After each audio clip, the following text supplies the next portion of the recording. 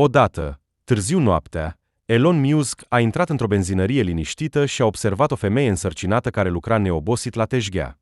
Ceea ce s-a întâmplat mai departe vă va lăsa fără cuvinte. Ceasurile arătau 11:45. Când o Tesla elegantă s-a apropiat de benzinăria modestă de pe un tronson retras de șosea în Springfield, statul Missouri. Luminile neonului pâlpâiau slab, creând o strălucire bâlândă în întunericul din jur. În interiorul benzinăriei stătea o lucrătoare solitară la teșghea. Femeia era evident însărcinată, burtica ei rotuniită strângea uniforma veche. Se mișca cu prudență, fața ei era o combinație de oboseală și hotărâre, în timp ce umplea raftul cu gustări. Elon Musk, îmbrăcat simplu în hanorac și blugi, a ieșit din mașină și a privit benzinăria. La început, a fost doar o altă oprire în călătoria sa. O încărcare rapidă, poate o gustare și apoi din nou pe drum. Dar ceva la această femeie i-a atras atenția. Poate era modul în care se apleca ușor spre teșghea, gândindu-se că nimeni nu o vede.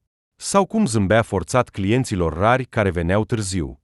Curiozitatea s-a transformat în ceva mai mult, o admirație tăcută pentru hotărârea ei. Nu era doar o femeie care lucra târziu. Era o femeie care depășea circumstanțele care ar fi putut zdrobi majoritatea oamenilor. Musk și-a ajustat jacheta și a intrat în benzinărie, pașii lui fiind tăcuți pe podeaua de gresie uzată. Când s-a apropiat de teșghea, femeia l-a salutat cu o bunăvoință învățată și obosită. "Bine ați venit! Cu ce vă pot ajuta?" Vocea ei era caldă, dar ochii îi trădau oboseala care spunea mult mai mult. Elon a privit insigna de pe pieptul ei. "Rene."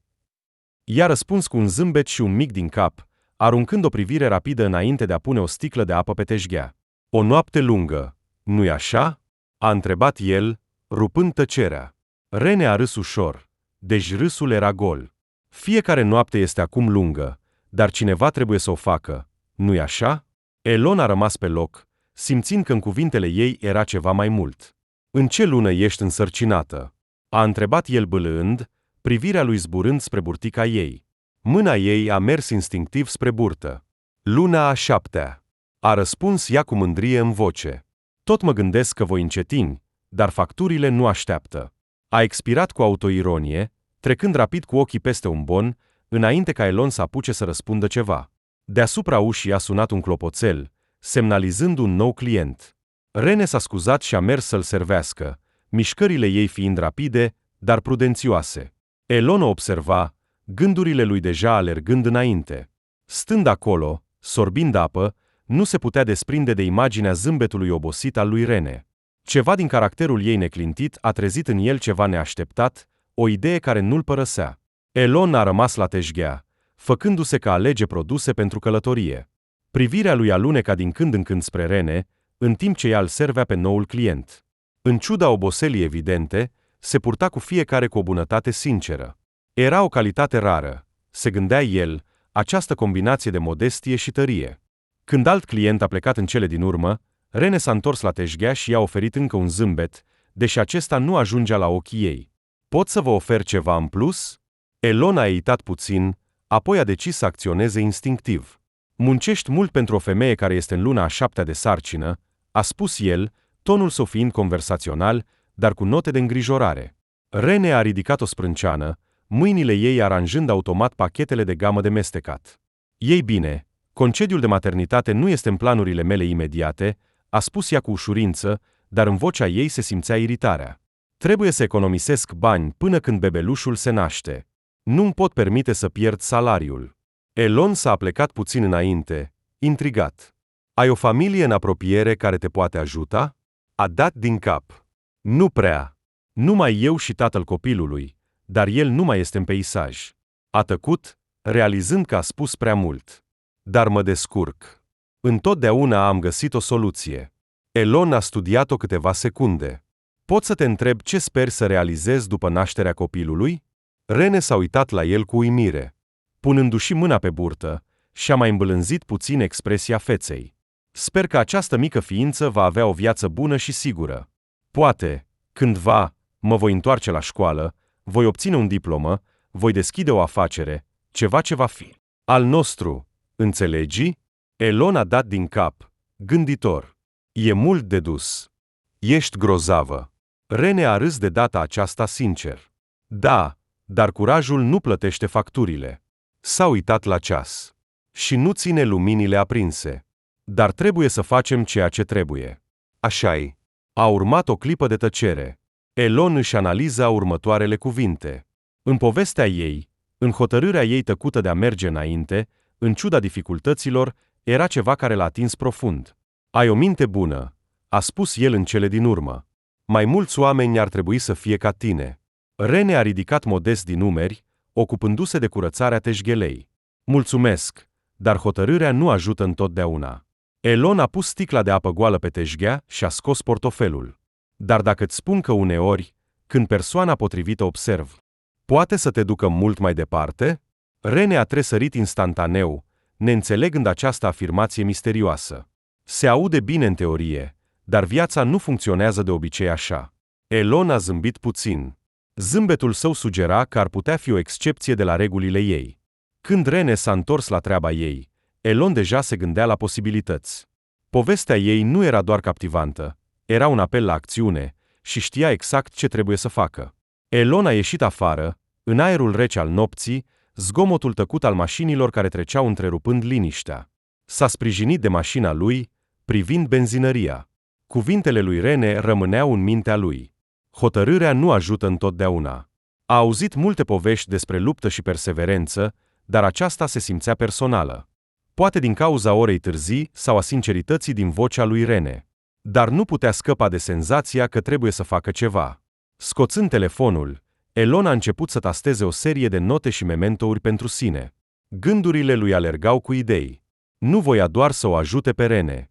Voia să creeze ceva mai mare, ceva durabil. Era cunoscut pentru soluționarea problemelor mari, dar aceasta părea diferită. Nu era vorba despre inovație sau tehnologie. Era vorba despre umanitate. O idee bruscă l-a oprit pe jumătate, când a scris de ce să aștepți. A băgat telefonul înapoi în buzunar și a intrat din nou în benzinărie. Rene s-a uitat la el cu uimire, văzându-le din nou. Ai uitat ceva? A întrebat ea cu o voce ușoară. Elon s-a apropiat de teșghea, expresia lui fiind serioasă, dar bâlândă. De fapt, m-am gândit. Ai spus mai devreme că vrei să te întorci la școală și să încedi o afacere. Ce te oprește, în afară de facturi? Rene a fost imediat luată prin surprindere de întrebarea directă. În ce sens? Timp? Bani? Energie? E greu să le îmbini pe toate când ești singură. Elon a dat din cap, buzele lui strânse într-o linie gânditoare. Dar dacă nu ar trebui să le îmbini pe toate simultan? Dar dacă ai putea să te concentrezi pe una, pe viitorul tău, și să nu te îngrijorezi de cealaltă? S-a încruntat puțin, neînțelegând unde vrea să ajungă. Așa nu funcționează lumea reală. Elon a băgat mâna în buzunar și a scos o vizitcardă elegantă, alunecând-o pe teșghea. Sună la acest număr mâine. Spune că te-a trimis Elon Musk. Rene s-a uitat la vizitcardă. Numele, tipărit cu un font sobru, prindea lumina. S-a uitat la el. Pe fața ei se reflecta o combinație de confuzie și scepticism. Nu înțeleg. Ce este asta? Este o modalitate de a face lucrurile puțin mai simple, a spus Elon, vocea lui fiind calmă, dar fermă. Pot să te ajut să-ți acoperi cheltuielile. Suficient pentru a-ți lua puțin timp pentru tine, să naști copilul și să decizi ce să faci mai departe. Fără obligații. Rene a pus mâna pe vizitcardă, ochii ei fiind larg deschiși. Ești serios? Complet serios, a răspuns el. Dar nu e totul. Dacă ești de acord să împărtășești povestea ta, aș dori să o folosesc pentru a crea ceva mai mare, care să ajute alte femei în situația ta. Dar aceasta este o condiție opțională. Este o ofertă pentru tine, indiferent dacă o accepți sau nu. Degetele ei s-au strâns în cele din urmă în jurul vizitcardei, deși strângerea era intentă. Nu știu ce să spun. Spune că te gândești la asta, a spus Elon cu un zâmbet ușor. Și dacă te decizi, fă apelul. Vocea lui Rene era abia auzită. Mulțumesc. Elon i-a dat din cap și a plecat spre ieșirea din benzinărie, lăsând-o acolo. Vizitcarda era strâns în mână. Când Elon a plecat în noapte, Rene a rămas la teșghea, continuând să se uite la vizitcardă. Nu știa ce va aduce ziua de mâine, dar pentru prima dată după mult timp a simțit o scânteie de speranță. A doua zi dimineață, Rene stătea la masa ei mică din bucătărie. Vizitcarda era în fața ei, ca un puzzle pe care nu putea să-l rezolve. Aproape că nu a dormit. Îi rula în minte întâlnirea cu Elon Musk, încercând să înțeleagă dacă a fost un vis sau o neînțelegere. Cine intră așa, fără motiv, într-o benzinărie și face o astfel de ofertă? Degetele ei pluteau deasupra telefonului, îndoielile începând să se strecoare. Ce dacă e prea bine ca să fie adevărat? Ce dacă e o înșelătorie? Dar amintirile despre comportamentul calm al lui Elon și tonul său sincer au înghițit aceste gânduri. În cele din urmă, după o respirație adâncă, a tastat numărul. O voce profesională, somnolentă, a răspuns la al doilea apel. Fondul Musk, cu ce vă pot ajuta?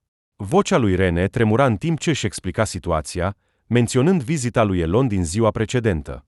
Tonul asistentului a devenit imediat cald și eficient. Desigur, doamnă Rene. Domnul Musk ne-a informat despre dumneavoastră.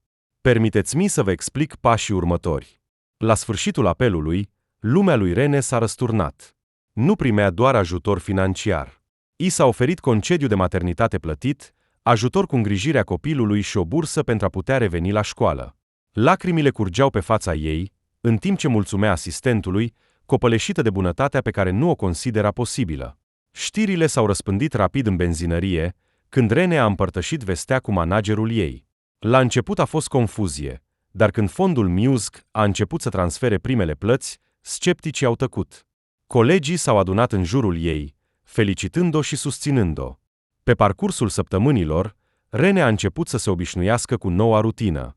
Pentru prima dată în mulți ani, nu mai trebuia să aleagă între supraviețuire și visele ei. A început să participe la cursuri online de seară, pregătindu-se pentru obținerea diplomei în afaceri, în timp ce avea grijă de sănătatea ei și de viitorul copilului. Dar s-a întâmplat ceva neașteptat. Odată, Rene a primit un nou apel de la fondul Musk. Domnul Musk are o solicitare, a explicat asistentul. El ar dori să se întâlnească din nou cu tine pentru a discuta o inițiativă mai mare, inspirată de povestea ta. Ești deschisă la asta? Rene a ezitat puțin. Nu era obișnuită să fie în centrul atenției, dar cum ar fi putut refuza? A acceptat întâlnirea, fără să știe la ce să se aștepte. Când Rene s-a pregătit pentru întâlnirea cu Elon, nu putea să nu se gândească ce altceva ar putea el să plănuiască. Și nu știa că povestea ei va deveni parte a ceva mult mai mare decât și-ar fi putut imagina. Întâlnirea a fost programată într-o sală de conferințe modestă din St. Louis, departe de strălucirea și glamurul pe care Rene le asocia cu miliardarii. Când a intrat, Elon a întâmpinat-o cu aceeași primire caldă și relaxată pe care și-o amintea din prima lor întâlnire. Cu toate acestea, de data aceasta atenția lui era concentrată, intențiile clare. Rene, a început el, gesticulând să se așeze. Povestea ta m-a atins. Nu doar din cauza puterii tale, ci și din cauza a ceea ce reprezintă. Există multe femei ca tine, care muncesc din greu și sacrifică totul, fără a primi sprijinul pe care îl merită. Vreau să schimb asta. Rene a stat tăcută, ascultând cu atenție cum Elon își descria conceptul.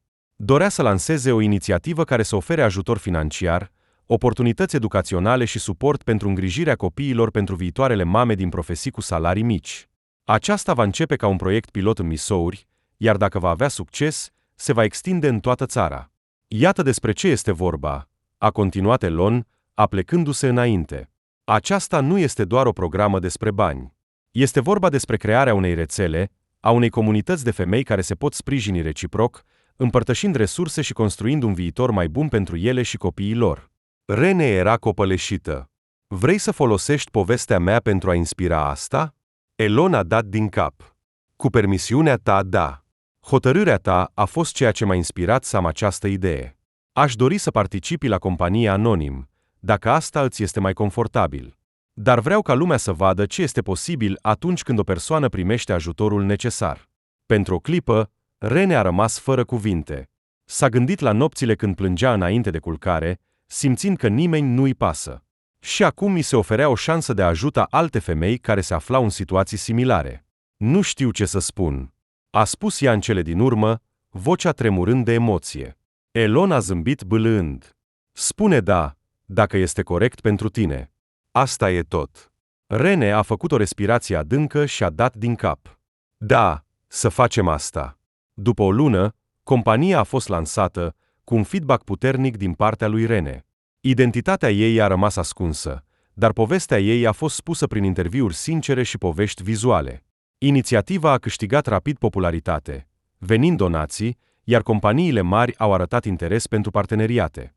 Mass media națională a preluat vestea, iar în curând călătoria anonimă a lui Rene a devenit un simbol al speranței pentru mamele care lucrează din întreaga țară. Programul s-a extins dincolo de Missouri, oferind sprijin pentru mii de femei din întreaga țară. Dar efectul nu s-a oprit aici. Întrebările despre politica locurilor de muncă, concediile de maternitate plătite și sprijinul pentru familiile cu venituri mici au început să fie discutate activ. Povestea lui Rene, amplificată de platforma lui Elon, a stârnit discuții în sălile corporative și în organismele legislative. Între timp, Rene a rămas concentrată pe studii și pe pregătirea pentru venirea copilului. Se gândea adesea la cum un singur moment, întâlnirea cu un străin care a intrat în benzinărie într-o seară târzie, a declanșat toate aceste schimbări. Privind spre viitor, Rene nu putea să nu fie impresionată de cum un act de bunătate nu doar că i-a schimbat viața, ci a deschis uși pentru mulți alții. Mulți